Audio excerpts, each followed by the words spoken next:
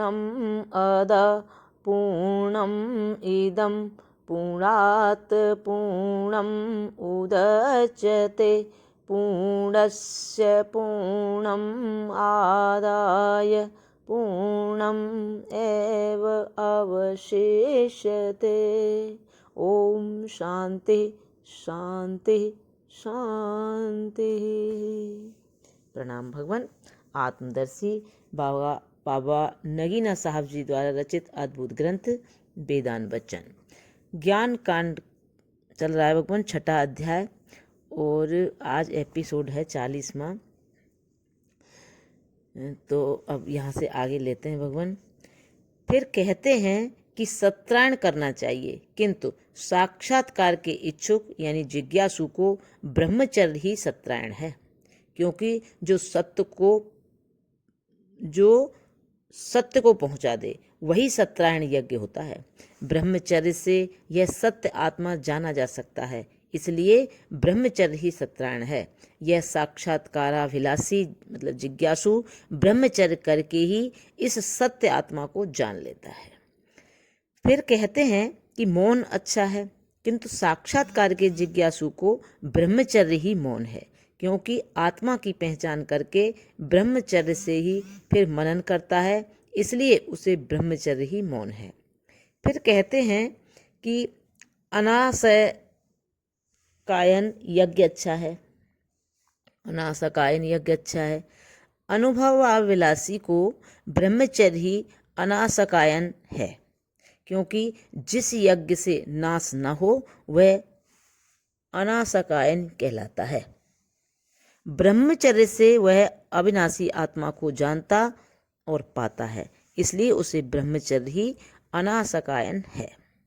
फिर कहते हैं कि अरण्यान यज्ञ उत्तम है, किंतु दर्शनाभिलाषी को ब्रह्मचर्य ही अरण्यान है, क्योंकि हर द्युलोक की मदिरा का कुंड और एक सोम सुबन यानी अमृत का स्रोत जो ब्रह्मलोक में है, इस यज्ञ के करने से मिलता है, जो यहाँ देखा सुना भी नहीं।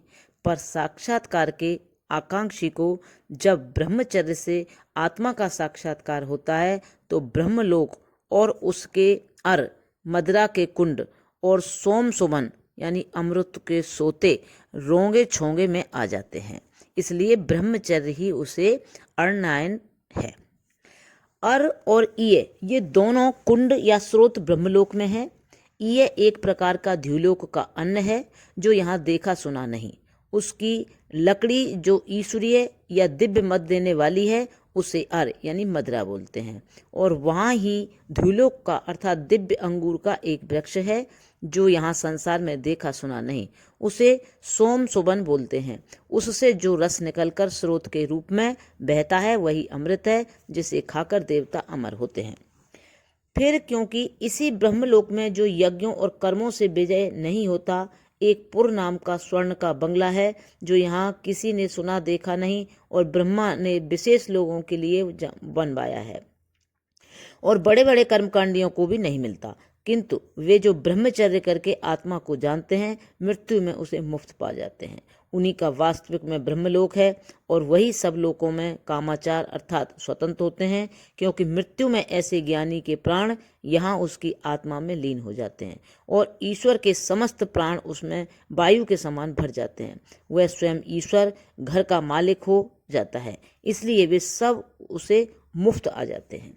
हे लोगों, कान धर के सुनो कि जो लोग आत्मा को नहीं पहचानते और उस पर निश्चय करते हैं कि मैं ब्रह्म हूँ और ब्रह्मचर्य का पालन करते हैं, हम वादा देते हैं कि उनके लिए मृत्यु में ब्रह्मलोक में उत्क्रांति होती है और वे देवयान सड़क पर चलते ब्रह्मलोक में पहुंच जाते हैं।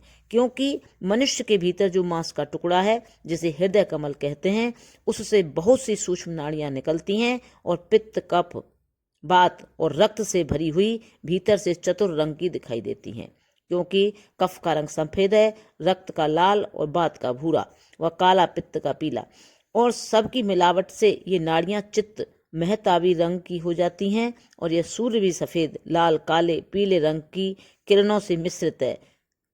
त्रिपहलु शीशे के द्वारा सूर्य की किरणें भी यद्यपि लाल, काली, सफेद, पीली इत्यादि 7 रंग की अलग अलग होकर परीक्षक को मालूम देती हैं, तो भी उसकी किरणें 7 रंगों की मिलावट से चित्त महतावी रूप होकर मनुष्य की नाड़ियों के भीतर भी फैली हुई है और उन्हें गर्म करती और रंगीन बनाती है।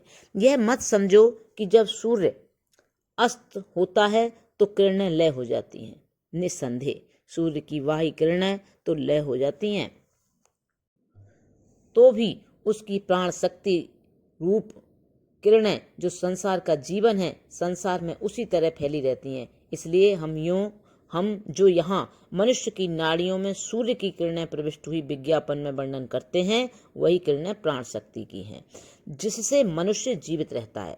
और जब प्राण शक्ति की किरणें सूर्य में लय हो जाती हैं, तो यहाँ शरीर में भी प्राण शक्ति बुझ जाती है और लय हो जाती है और शरीर मृतक हो जाता है। फिर चिकित्सक चिकित्सा से हाथ उठा लेता है। ऐसी उष्णता की किरणों से रात दिन नाड़ियां गति करती बाहर की वायु को अपने आहार के लिए खींचती हैं।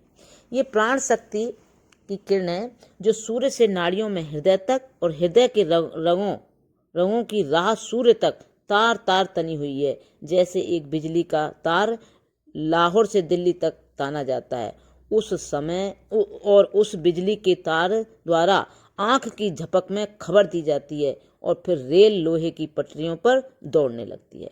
जब यह आत्मा का श्रद्धालु निश्चय करने वाला जो ब्रह्मचर्य का पालन करता उसी में आचरण करता है, अंत तक उसी में वृत्त हो जाता है और मृत्यु का समय आ जाता है, तो पहले अपनी इंद्रियों को दिल में एक करता और फिर दिल में उन छिद्रों से जो दिल के कान कहलाते हैं, दाहिने कान के द्वारा देवलोक में चलने को तत्पर होता और अपने निश्चय और ब्रह्मचर्य के प्रभाव से ब्रह्मलोक को जाने का तथा ब्रह्म ज्योति का संकल्प करता उस बिजली के तार पर सवार होकर ठोकर मारता है और प्राण बिजली की तरह इन फैले हुए तारों से उस नाड़ी से जो मुख्य करके मस्तिष्क से खोपड़ा कपाल तक गई हैं फैलता और दरारों छिद्रों से बाहर निकलता सूर्य की प्राण शक्ति रूप किरणों के द्वारा जो बिजली के तारों की तरह तनी है, पहले सूर्य के स्टेशन में, वहां से दूसरे लोकों के स्टेशन में, यहाँ तक कि ब्रह्मलोक में इस तरह जल्दी जा पहुँचता है जैसा कि ब्रह्मलोक के ध्यान में मनोवृत्ति झटपट ब्रह्मलोक में जा पहुँचती हैं। यह उसकी उत्क्रांति है और यही ब्रह्मलोक का द्वार है। यह कब होता है? जब यह प्राणांत के समय अचेत होता है, वरन निकटवर्ती लोग तो जो पास बैठे होते हैं उसे बुलाते हैं और कहते हैं कि हे पिता, तू पहचानता है मैं तेरा पुत्र हूँ। पिता कहता है, ए पुत्र, तू जानता है मैं तेरा पिता हूँ। किंतु वह जब तक इन सूर्य की किरणों के तार पर ठोकर देकर ब्रह्मलोक में अपने संकल्प की खबरें नहीं देता, तब तक तो वह थोड़ी आंखें खोलता है, परंतु जब वह हृदय के भीतर से उठकर प्राण छकड़े पर सवार हो जाता है, जो वास्तव में ध्युलोक की रेलगाड़ी है, और प्राण शक्ति बिजली के तारों के द्वारा ब्रह्मलोक में अपने चलने की खबर देता है और पहुंच जाता है, तो फिर आंखें नहीं खोलता। जब यह इस तरह हिलाने डोलाने पर भी आंखें न खोले और मृतक के समान पाया जाए और नाड़ियां भी बंद हो जाएं, तो जाना जाता है कि अब दिल को, जो इसकी मुख्य राजधानी है, छोड़ दिया और प्राण रूप रेलगाड़ी पर सवार हो गया। अब क्यों कर इस ब्रह्मपुरी में गति हो, क्यों कर आंखें खुलें? घर का मालिक तो रकाब पर पैर रखे हुए है, उसकी बला से घर को कोई कुछ करे, जला दे, चाहे तोप दे, और फिर यह ब्रह्मपुर अर्थात देह में मल और विष्ठा का घर हो जाता है और सड़ान का खाद रह जाता है। यदि इसको अग्नि में न होम किया जाए तो उसी प्राण रूप रेल के चलने से जो इसकी असली मूर्तियों का तत्व रूप का रस साथ ले जाती है, यह फूल कर गंदा बदबूदार हो जाता है। वह जो इसकी सवारी का हाल जानते हैं, देर नहीं करते, इसे अग्नि में होम कर देते हैं और इसकी असली तरलता रस अग्नि में अग्नि और दिन में दिन होती चली जाती है। यह लोहे की पटरी प्राण रूप रेल की तरह, जिसे संस्कृत में देवयान सड़क बोलते हैं, जिसका उल्लेख हम कर्मकांड में कर चुके हैं, और इस तरह इस स्टेशन दर स्टेशन तय करके सूर्य के स्टेशन में जा पहुंचता है और फिर स्टेशन पर उससे भेंट करने के लिए देवता आकर शुभागमन बोलते हैं, और अग्नि देवता उसके रेल के इंजन में ड्राइवर हो सूर्य में ले जाता है, और सूर्य में ब्रह्मलोक से ब्रह्मदूत उसके स्वागत के लिए आता और ऊपर के लोगों को ले जाता है। इस तरह यह सूर्य आत्मा के श्रद्धालुओं निश्चय आत्माओं का ऊपर जाने का पहला बड़ा स्टेशन है और अज्ञानियों व मूर्खों को रोकने वाला है। बिना इस बुद्धि के यहाँ कोई नहीं जाता, वरन वे जो आत्मा की ईश्वरता पर संशय आत्मा हैं और शुभ कर्म भी करते हैं, उनकी टेढ़ी रंगों से क्या आंख क्या नाक उत्क्रांति होती है, और अग्नि द्वारा उनका मार्ग प्रत्यान सड़क से सोमलोक को फटकता है। वे सोमलोक को चले जाते हैं, और वे जो न निश्चयात्मा होते हैं न शुभ कर्म करते हैं, मल मूत्र के द्वारों से निकलते हैं और अग्नि से अधो मार्ग में चले जाते हैं, कीट पतंग होते मरते जन्मते हैं।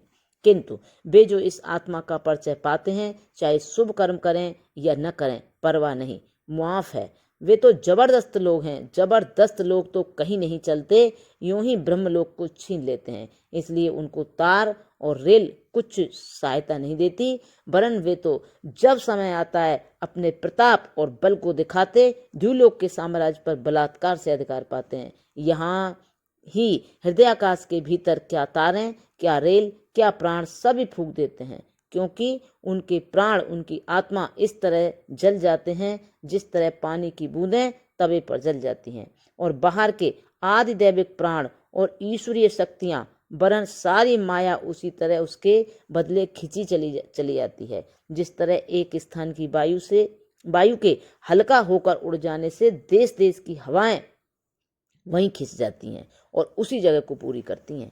ये लोगों, ऐसे ज्ञानी बलवान का प्रताप यह है कि वह वहां से जाता नहीं वरन नित्य अमर होता है। वह संक्षिप्त साम्राज्य को अपने से निकालता है। धूलोक का बड़ा साम्राज्य यूं ही परछाई की तरह उसमें आ जाता है। वही वास्तव में संपन्न व स्वच्छंद है, वही घर का मालिक है, उसी के सब आज्ञाकारी हैं।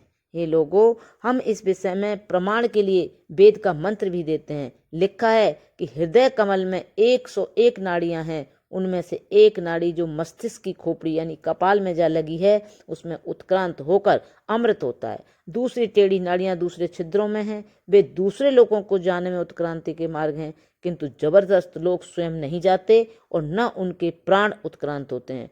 उनके प्राण तो आत्मा में जाते हैं और बाहर के प्राण वही भर जाते हैं। इस प्रकार ब्रह्मा ने आरंभ में सर्वसाधारण में विज्ञापन करके विज्ञापित कर दिया, और लोक परलोक अथवा स्वप्न जागृत में इसी विज्ञापन का ढिंढोरा पिटवा दिया, ताकि किसी को इस प्रसाद और प्रतिज्ञा से बेखबरी का बहाना न रहे, और ऐसा ही हो गया। जब यह विज्ञापन सब में विज्ञापित हो गया और घोषणा करने वाले इस बड़े वादे की घोषणा करते हैं तथा सबको न्याय यानी कर्म कांड मार्ग से निकालकर प्रसाद यानी ज्ञान कांड की ओर बुलाते थे, तो परलोक और देवलोक इंद्रलोक वे एक कोलाहल मच गया। देवता सुरलोक में और असुर राक्षस लोक में सुनते और संकल्प करते थे कि चलो हम इस प्रसाद में प्रवेश करें। अंत में देवताओं ने मिलकर अपने राजा देवराज इंद्र के पास सभा की, और उधर असुरों ने अपने राजा असुरराज विरोचन के पास सभा की। अब यहाँ से आगे कर लेंगे भगवान। प्रणाम भगवान। ओम शांति शांति शांति।